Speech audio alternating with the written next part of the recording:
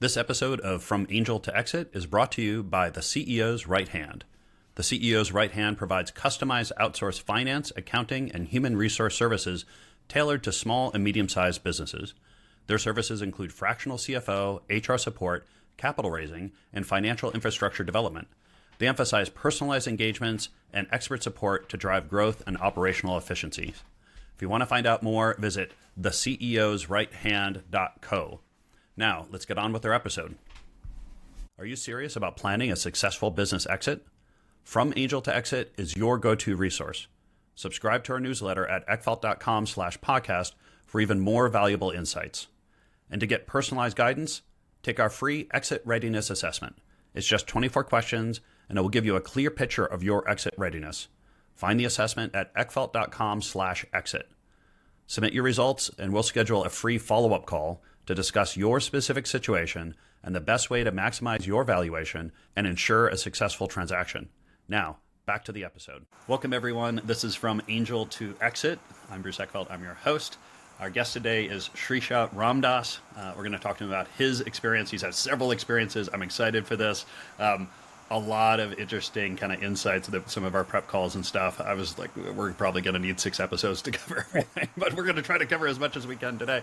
And really doing some interesting stuff as well with all of the kind of information and resources and learning that he's had in terms of the exits that he's had, applying it to his new company. And I'm excited to talk about that and what founders can learn during the process and how they improve. I love entrepreneurs because they're always looking to figure out how to sharpen the axe and figure out how to do it better. And Shreesha has definitely done that. So with all that, Shreesha, welcome to the program. Thank you, Bruce. Appreciate the opportunity to come and talk to you about my journey. Yeah. Well, thank you so much for being on. So let's go back in time and kind of give us a little bit of background. Like, what was your professional background? How did you kind of get into a position of actually being a founder? Like, give us the kind of the building up to that and what you learned as part of that process. Yeah, so as I was growing up, Bruce, I never thought I'll be an entrepreneur, founder. No? I was always asked by my parents to watch every step that I take, right? So that gives you an idea about my risk mindset back then. And, I think the inflection point was landing in California. And this is a place where I think the evolution happened where initially I was like, I cannot come up with an idea, but I can work hard for somebody else. And then it morphed into, hey, I can contribute to ideas here and there. And then eventually it morphed to, hey, I can come up with an idea as well. Right. So, and one thing that helped me early in the career, and this goes out to all the next gen entrepreneurs, is I focused on developing the skill set and didn't chase the dollars. Okay, tell me more about it. What's an example? So I always felt like if I continue to hone my skills, then eventually I'll get awarded what I deserve. Got it. But if I chase the going after a job that was high salary, I may be compromising elsewhere. Okay. And so I would rather go for a job that provided me that exposure, where I can develop that skill, and then eventually, the dollar would pursue. So that's the mindset I always had, and to give you some perspective. There, early on, I was an engineer, was managing engineering groups. And then I realized, like, in order to be a good entrepreneur, I need to understand, beyond engineering. Yeah. And that's where I, took a bold step. I transitioned over to sales. And when I transitioned over to sales, I had to take a salary cut because I didn't have any experience to show. Yeah. And so that's where I'm talking about, like, going after the job that can provide you the right exposure is very important, because the more exposure you get, the better you will do as a founder. Yeah. Now, how did you figure out what exposure you wanted or needed? I mean, obviously having these kind of engineering skills is hugely valuable, but there's lots of other things you could have gone into. Like, was sales like a choice? Like, it was like, oh, I really need to learn sales, or was this like sales was just the opportunity, and you realized this would be a good chance to kind of expand your horizons? Yeah. So, again, I'll share one of my favorite statements, which is I learn more from people than a browser. And it's just because when you meet people and you hear their experiences and stories, you internalize it more versus just reading a book or reading it on a browser. So I've always tried to meet as many people as possible and leverage the wisdom of crowd.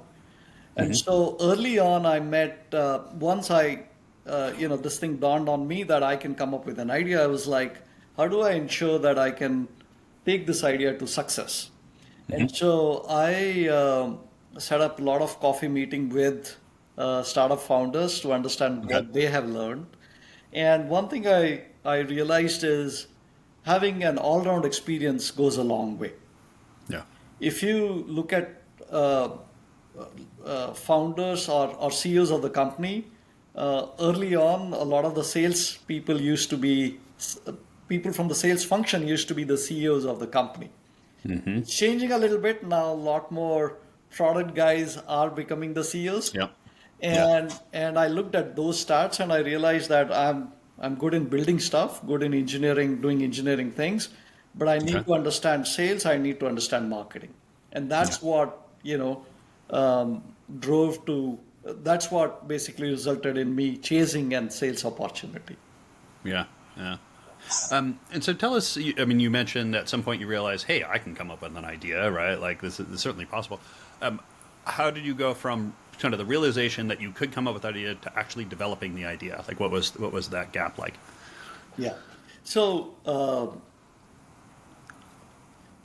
once I realized that I can come up with an idea, then again, I went back to the first principles in saying like, how can I take the idea to success? And few things I realized. One is, as I mentioned, that understanding that I need to have an all-round experience. So engineering, product, sales, marketing. Second is having a good team, having a good co-founder is important. There are founders who fly solo and do really well. I know my strengths and weakness. I'm not one of them. I love to have a sounding board. I love to have a partner, sounding board, distribution of roles. All of that goes a long way. And so finding a right partner is really important because, if you are starting a startup with another founder or multiple founders, then it's like a marriage. You have to have that chemistry. You have to understand that it's okay to argue, but never disrespect. And how do you augment your strengths? That's really, really important. So finding out, chasing the right founder, figuring out who will be part of the early team was an important aspect. And once you have all these on the table, you are feeling confident, then you just get started. Now, obviously, there are two ways to get started. Either you bootstrap it, Bruce, or you find an investor. And I decided to bootstrap it.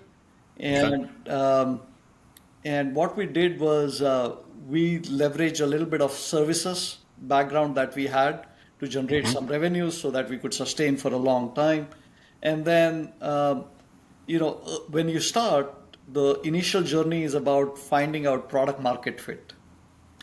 My framework that I use, and this could be useful for all the founders, is startup essentially is a fitness journey. And what I mean by that is initially you have to determine market fit, which is the idea that you're choosing is essentially a large TAM that you're going after. After you have done the market fit, you do problem fit, which is basically, is a problem that you're going after, it's truly solving an intense pain? Or is the buying decision can be postponed. Basically, the painkiller versus vitamin, right? Okay. The decision about painkiller is imminent, vitamin Yeah. can be postponed. So Yeah. figure that out. So go after the right problem. And after that, it's a product market fit. Basically, whatever prototype product you have or whatever solution you have conceived, Yeah. is it resonating? And then after product market fit, there's go to market fit. That is the product that you have built, the messaging that you have developed around the product, about the pain, about the need, about the solution, is that resonating with the market? And then the last step is scale fit. As you get the product market fit, as you get the go to market fit, as you are now generating revenues, at what point do you keep going, or at what point you think about, I've reached my max limit, now it's time to exit? Yeah. So that's the framework that I determine. And So I have a question. So is this a framework you've developed in retrospect, or is this when you were sitting down and starting the company where you're like, oh, we've got a series of gates here that we need to get through? Like, how much of this is how you kind of look back at it versus how much were you actually thinking that way at the time? so if you look in the context of first startup, it's retro. Retro. It was, but I would say like intuitively, you know what milestones you reach. But definitely after the it's again it's as a founder you always evolve, and next startup, the subsequent startup, you always tend to have more wisdom when you go and build it. The only way I feel, Bruce, to short circuit that experience curve that you need is to get the exposure. Okay. So either you learn through experience or you learn through exposure. So either you put in the number of years. If you don't want to put in that years, you have to get that exposure to understand that. And so that's where I go back to like the reason I pushed myself as an engineer. It was incredibly hard to move over to sales. I still remember the first call I made where I actually froze. And I get it.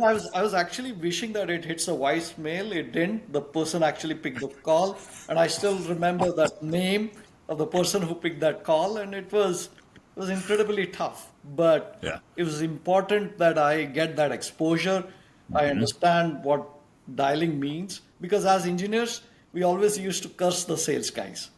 That these guys bring the deals that we have to then do customization, additional software build-outs, and all of that. It's imposed on us.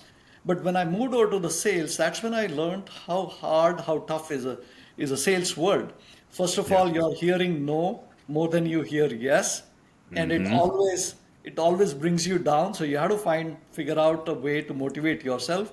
And second thing, sales is the only function in the organization where you have to influence external folks, like people outside your folks, and which is not in your control. So tell us a little bit about what was the first startup you had, and give us a little more details on the original model and how things evolved. So though I was part of the early founding team at Yodlee, which was a fintech platform where I got a lot of exposure, the first startup where I was a founder was LeadFormix, which was a marketing automation platform that eventually exited to Calidus and then SAP. So that was the one where we first started as services. So we were, that was the phase, Bruce, when things were coming online. A lot of stuff was coming online, and people realized that print media, as we knew back then, which is newspapers, is going to face existential crisis, and more publications will move online. And we were like, me and my co-founder were like, if things are moving digital, it's basically ones and zeros. So we as engineers, we can determine what will work there. That's a space we like. Exactly. And then, but then we've not had that much exposure to the chief marketing officers, to the different marketers out there. So what we said is that let's do one thing. Let's implement online SEO, search engine optimization, and paid campaigns, and that way provide something of value to the marketers, and in return we'll ask what tools they want, what are the gaps they are seeing in the market. So that's the reason we started with services, and that also helped us get some revenues to sustain ourselves. And in that whole context, we realized that the marketers actually needed a marketing platform where they can run their campaigns and measure the results. And that was not there. And so we started building out the platform. And when we were building out the platform, we realized that just a few months before Marketo had started their journey as well, then we realized that there is a legacy player called Eloqua, which was also there. And so why I'm referring to them is that it's one thing where you're building out a new category. It's another when, while you're building out a new category, you also have competitors. And as they say, at any time, 7 people have the similar idea. So I think that's... Yeah, exactly. So when I was developing LeadFormix, suddenly marketing automation became an extremely hot category. Every marketer wanted to buy the marketing platform. So year one, when we used to call the marketers, we used to get questions, what is marketing automation? Soon it turned to like, how do you differentiate? The next year it was like, how do you differentiate that category? And then the third year it was like, how do you differentiate with all these guys? Yeah. Right. So a lot of learning there, especially in terms of, as I said, how do you run the company when there are a lot of there are a lot of competitors, and when the overall category is constantly being developed. Yeah. I'm curious how much of the decision to kind of bootstrap and focus on services to generate revenue and cash, how much of that was necessity of, you kind of needed to, how much of that was you just didn't want to have to go out and raise money, right? Like it's a pain, it's hard. And then I guess how did it help you, right? I mean, it sounds like a fairly quick moving market at the time. Did providing services give you an advantage in some way? I'm kind of curious on these decisions. Yeah, great question, Bruce. So I think it was a function of the time at that time. So I was coming out from a previous experience where we had raised a lot of capital, and and the dot-com burst happened, and I saw the negative consequences of that. So maybe it left a little bit of bad taste in my mouth, and I was like, let me bootstrap and see how that goes. That is one. Second is the economy was just coming out of the dot-com burst. And so it was a function of that time that raising capital was not easy as well. So that led to, I think, us bootstrapping. The philosophy that exists today is that if you raise enough capital, that itself can serve as a moat to your competitors. Didn't exist back then. So I feel like bootstrapping was much more respected back then than now. Interesting. And how do you feel like it helped you, like being able to have this kind of direct, more kind of transactional services experience with these customers gave you unique insights or understanding of the market that you then were able to kind of weave back into your business, the product model? Yeah, the earlier you can get to the customers, the better it'll serve you. So from that aspect, because we started services, we were with the customers. We used to go on site, be at their office, spend a lot of time actually running the campaigns. And so that definitely gave us enough experience and expertise to develop a marketing automation platform that's more user-friendly, that's more outcome-driven. So for sure.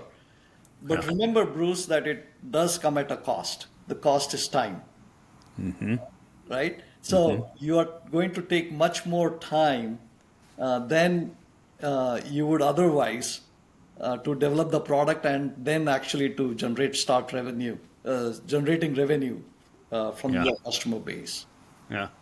So you were coming out of a venture-backed company that was you had a lot of experience in that space. When you started this, when you started your first company, I guess how did you envision your exit? Did you have a very particular plan? Did you know when you wanted to exit, how much you wanted to exit for, who you were going to exit to? Like how much of this was kind of predetermined before you even started things, and how much did you kind of figure out as you went? Yeah. So there, and I'll make some statements that I know now as well, after doing few startups. So my philosophy right from the start, Bruce, has been that never build a company for an exit. Okay. Always, as I said, the framework, right? The scale fit. Only once you start seeing limitations, once you start seeing your growth getting stalled, or you can see the start that in order to expand Okay. into other categories, it's going to be more challenging. Only then think about an exit path. Okay. So that is, that is something that I truly believe that all founders should embrace. You should never design for exit. At the same time, you should always know that in your category, who are the potential players who can acquire you. Okay. So that then you always are looking for what do they have, where do they lack, what are the gaps they have right now in their product roadmap, so that you are covering that. That not only gives you an edge when competing against them, but it will also help you when eventually the acquisition conversations happen. Yeah. Yeah. So you become a good strategic acquisition for them because you've got a unique capability or some gap that you're filling that they don't have. Absolutely. So when we were going about LeadFormix, we knew that the potential acquirers would be the large enterprise, ERP players like Oracle, SAP, Yeah. Salesforce. So those were the main three guys who would be potential acquirer. And so we reached out to them for partnerships early on. And Okay. we were working with Salesforce. We could not get conversation with Oracle, and we started talking to SAP. That's how the eventual acquisition happened. Yeah. So I guess two questions then. One is, I guess, how do you identify and how do you keep track of these bigger competitors or potential acquirers? Because sometimes, I mean, the ability to actually get insights and know their kind of products and services, publicly might be more difficult. Is there any way in which you could get more of these insights that will help guide your kind of strategic development? And B, tell me more about like reaching out early for partnerships. Like, how do you balance the, kind of staying under the radar and kind of getting as far as you can before you get on, on their map or on their competitive list, versus the benefits of establishing a relationship and getting some of that insight early? Like, how do you balance those? Yeah. So staying under the radar, I'm not a big believer on that, Okay. Bruce, because this day and age, everything is out there in open. Everybody knows about everybody. Yeah. Yeah. So never hesitate because you want to be in stealth. Okay. Of course, till your product is fully developed, be in stealth mode. But once Mm-hmm. your product is out there, once you are building your revenue function, you have your marketing doing campaigns, then everything is out there. Then Yeah. there's no point in hiding. Uh, and the key is basically to understand the category players really well, and that you should do even before you start building the product. You should Okay. understand who are the players who are in this category, what solutions they have, what are they not doing. If they are a public company, then download their quarterly reports so Okay. that you understand what are they promising for next year, so that you constantly understand their strategy and their product intent really well. Yeah. And then I also believe in this concept of tugboat. And tugboat is Okay. basically if there is if there's a medium to large player that's doing incredibly well, and you somehow figure out how do you attach yourself to them, then it can really help in your revenue trajectory. As an example, Salesforce. So when Salesforce early on launched their marketplace, there were a few companies that took an aggressive stance in their marketplace. They poured in dollars, in advertising in the marketplace. They participated in Dreamforce in a big way, and that really helped them to grow their revenues.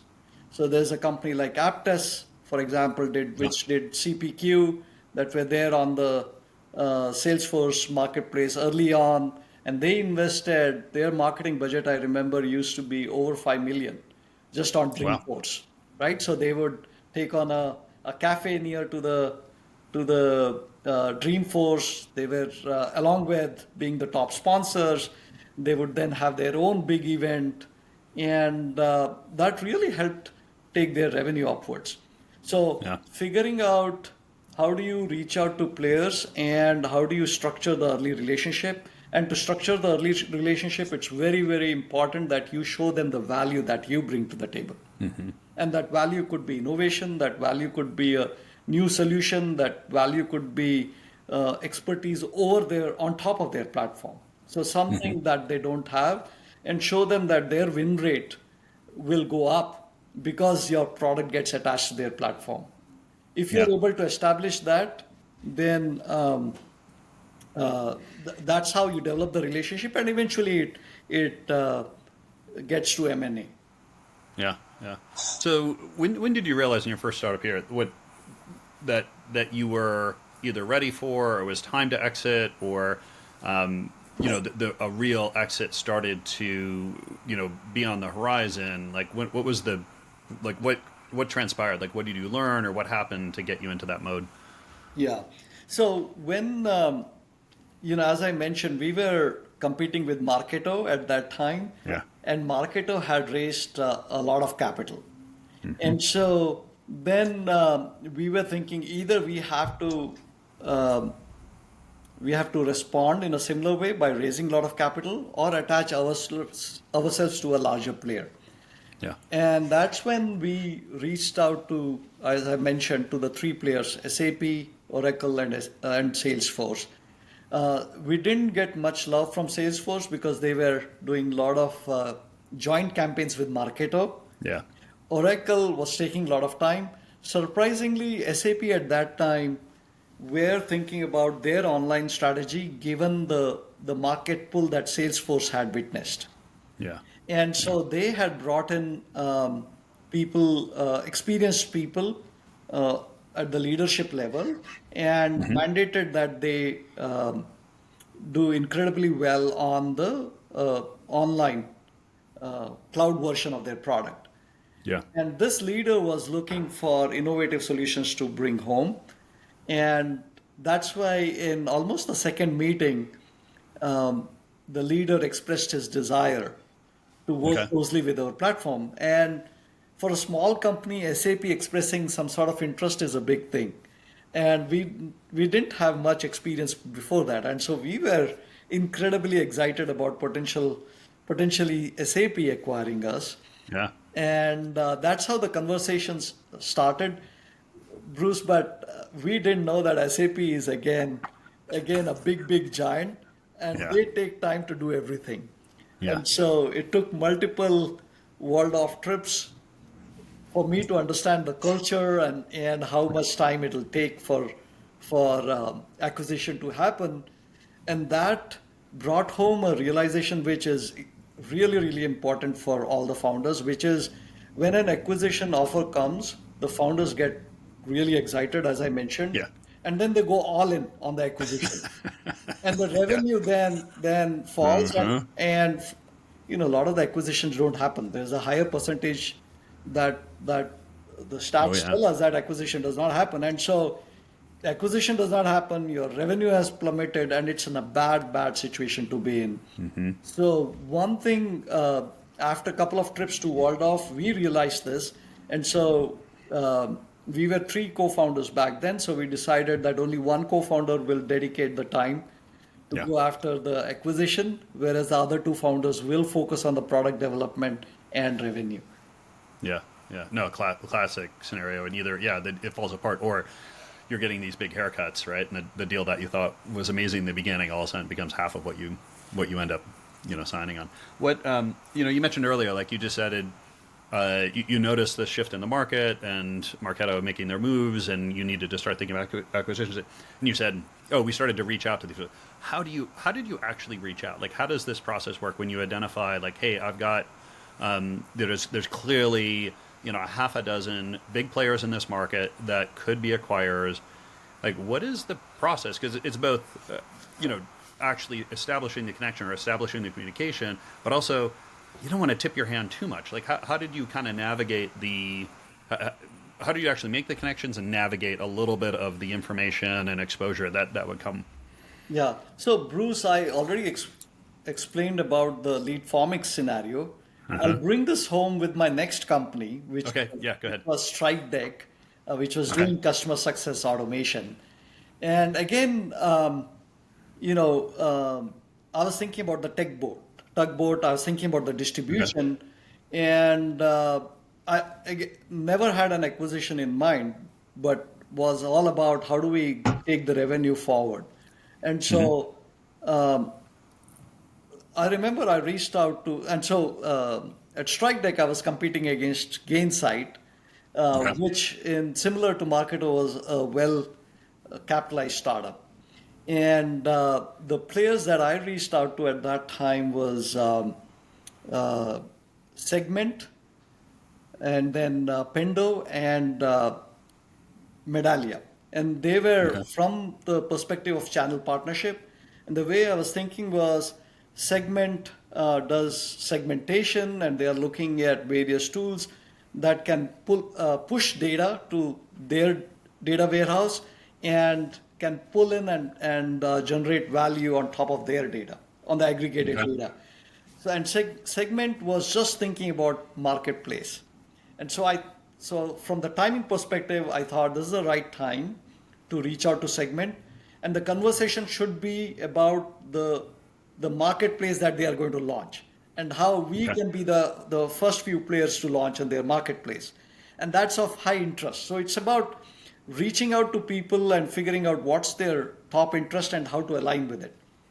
So in Segment, I read on their website, I read some of their press releases that talked about, how marketplace is going to be a major initiative for them. So then was how do I align with their initiative and show them value? Pendo, similarly, Gainsight had acquired a company that did what Pendo did. And I said, enemy send me is a friend. And so I reached out directly to the Pendo CEO, talking about how the two companies can align and go to the prospects together. And they bring in, we both of us bring complementary skills to the table. And so that appealed, and so that started that conversation. And the two sales teams started working together, and we started seeing some awesome results, right? So that then teed off. Then with Medallia was almost all their customers were Fortune 5,000 customers. We knew that they only dealt with big, large enterprise companies. So I thought Medallia could be a great way for us to go to the enterprise customers, because as a small startup, there will always be question about the credibility. But then even if we had to co-brand with Medallia, even if we had to leverage their branding and we had to exist as a module in their product, even that would be of high value, because then we would be able to access customer segment that we wouldn't otherwise. And so then we reached out to them, and then Medallia team said, we deal with large data set and you have to prove that your platform can stand up to that challenge. And we were ready for that challenge. We did that pilot, and the pilot proved that our platform could ingest that data and still the performance won't be compromised. And so then that teed up for the next relationships, for the next conversations. Yeah. I guess how much do you feel or advise founders, CEOs to have be kind of forward and leading this process and engaging in these ways and reaching out and finding these opportunities versus using other professionals, whether it's investment bankers or other consultants, to kind of do this kind of market search. I mean, I guess it's always a question for me of where does a CEO apply their time and energy? It should be on sort of strategy and running the business, looking at market opportunity and potential acquiring, and where do you see the balance, or how do you kind of advise folks in terms of where they should invest their time and energy and where they should use external professionals? So, Bruce, there I believe in market pull rather than market push. Okay. So when you hire an investment banker, it's a clear signal to the market that you're in a mood to sell. Mm-hmm. And then when the buyers come to you, they will look to negotiate and push the price down. Yeah. That's the reason I believe in pull, right? So when you're thinking about your distribution, your channel, you're thinking about revenue. Mm-hmm. And you're not proactively thinking about M&A. Now, down the road, if there is enough value generated and if the deal makes sense, then thinking about M&A works. So that's the reason why I believe that you should never build a company for exit. You should build company for greatness. You should build company to actually provide value. And then M&A could be one of the outcomes that you generate along the way. So that's the reason I'm not a big advocate of designing for an exit right from the get-go. Now, obviously, if a founder reaches a point where the founder is not able to see the light at the end of the tunnel, and the founder feels there's an impending doom, and then and you're not even feeling confident about doing personal reach out, you bring in an investment banker and they bring professionalism. They know how to package your story. They know how to prepare the reports, and they have their Rolodex. They'll reach out to people, and so they will definitely bring that value to you, and you can leverage that. Yeah, that's my. Yeah, I think we're generally. Yeah, I think we're on the same page. I mean, my thinking, my own experience, and having worked with a lot of these folks is, you always want to have a strategy for continuing to grow and expand the company, and if an opportunity comes out your way, obviously consider it, but you never want to be in a position where you have to sell. If you're in a position of having to sell, that's not a powerful position to be in. And so, having the strategy and, making sure the business has a future, regardless of whether or not you can sell, is going to be important. That said, I wanted to ask the other side of this, which is, are there things that you want to make sure that you do have, or sort of disciplines, or that things in the company that you need to have so that if an opportunity does come up, you can take advantage of it, and you're not kind of caught flat-footed, either not being able to take an opportunity because you don't have the right pieces in place, or you're just going to get hit on valuation because you don't have certain things in place. It's a good deal, you want to do it, but maybe you're taking a 20% haircut because you didn't do certain things. Like, are things you do suggest to founders that that they put into the company so that they're prepared for an exit if something comes up?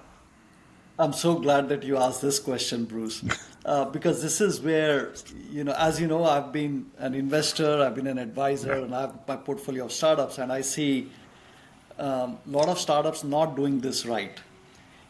Though you're not designing for exit, you always need to proactively think about how do you professionalize every function in your organization so that you're prepared if such eventuality comes on board. So the biggest advice I would say I would provide is, from day one, have a data room. And this data room could be as simple as a folder in your Google Drive, or it could be a box account where every NDA that you sign, every agreement you have with the customer, every employee agreement, all of that. The employee agreements, those are the classic. Exactly. Should be in that data room. I have seen so many instances where, startups, at the time of the acquisition, realize that they don't have an agreement signed, either by an employee or by a customer, and then they go to the customer and employee, and out comes the ransom demand, Yeah. because the other party knows that there must be some Exactly. event that's They need it happening. for something. Exactly. So I've Yeah. seen founders being vulnerable at that moment. So Yeah.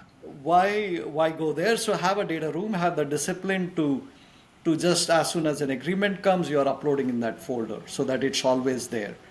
The second important thing from engineering perspective, Bruce, is when you're building the product, a lot of the engineering organizations, and it's a very common practice to use open source components. So check out the licensing that's there with the open source, because if you are getting acquired by a medium to a large company, they will do source code scan, and a lot of the times, if the product has been built with open source components where licensing is not proper, I've seen deals break down at that time.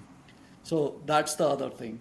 And then the third and an important advice is, as founders, we are passionate about building the product, and we are consumed by engineering and product mapping exercise. Make sure that all your financial reports, your P&L report, and all of that are proper, because that will be the first thing that will get at the acquisition point.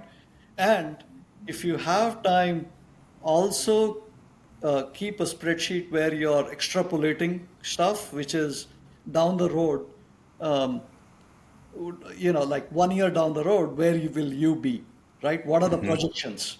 So if you can have that also in a spreadsheet, different scenarios, that will be helpful. But that's something that only top 1% of the founders do. Yeah. They're not Yeah, well- I always say one of the reasons I'm really big with my clients on doing rolling 3-year plans. So every year we create a new 3-year plan, is because we want to be able to show a track record of being able to do long-term planning and hitting those plans, and so that when I show them the next 3-year plan, they're not just like, well, this is pie in the sky. It's like, no, we can go back. I can go back 5 years and show them every 3-year plan that we've done and how we've executed against it. So it's building that kind of capacity for execution that investors then they'll look at it. They're like, oh, now this 3-year plan has credibility. But if it's just pulled out of the air, it's Absolutely. Yeah. So that, it's very difficult to do that when you are early phase of your startup, because your focus is on the product and the revenue. Yeah. So that's why I getting fit. said best in class founders make sure that they have a right finance person who has a rolling plan in place. Yeah, yeah. So I wanted to end with kind of a question of, like, as you've had a series of companies, a series of exits, so you've had a chance to iterate on this a couple of different times and kind of learn about this.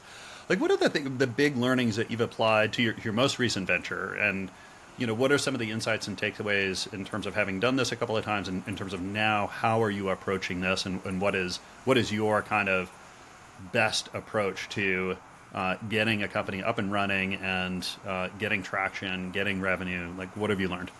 Yeah. So few things that I have learned with all the scars on my back is, before I explain, I would say I'm fortunate to be able to take my experience and apply it. And the few lessons are, one is basically dream big. If you don't dream big, then nothing will get manifested. So it's very important to have that big ambition. And big ambition translates into going after a big market, going after a generational innovation, right? You have to think massive. And that's one thing at Lember. We are thinking about how do we positively impact construction industry, where even if we succeed in meeting 2% of our goals, it's still getting the construction industry to move forward, right?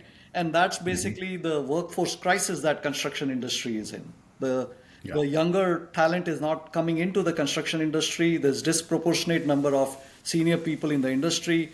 How do you get them to feel committed to the organization? How do you ensure that the skills are transferred? So that's the big mission that we are after, right? And construction industry, as you know, is one of the biggest, the biggest in US and big even in the world, right? Yeah. So if you can go for the juggler, go for it, right? That's one. Second is team. You need to, if you're dreaming big and if you want to achieve it, you have to have an amazing team with incredible chemistry.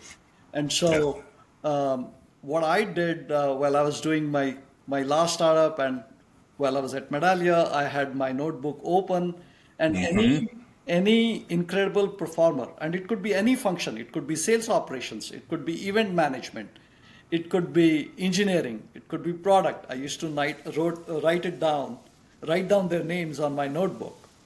And so as soon as I started Lumber, I was able to reach out and bring them in. And then I have an incredible bench strength.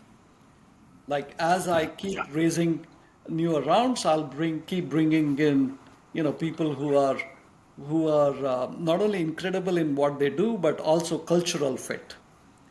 Because big organizations are only made when the culture is extremely strong.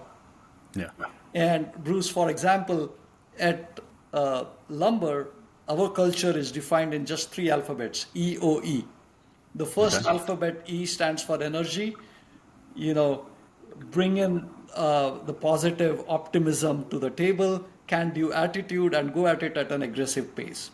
The second alphabet, O, stands for ownership. There's no adult supervision at Lumber. You take the ball and you run with it. There's nobody standing over your shoulders, handing out instructions, nothing, right? The third, E, which is really important, is experimentation. Be experimental. Never hesitate in making the decision. Just remember, don't bring down the company.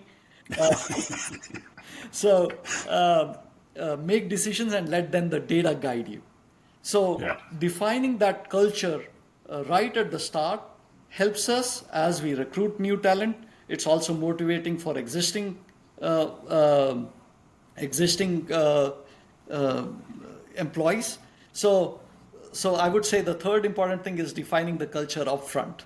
If a founder comes to the meeting 10 minutes late, right when you start the startup, then that becomes a culture.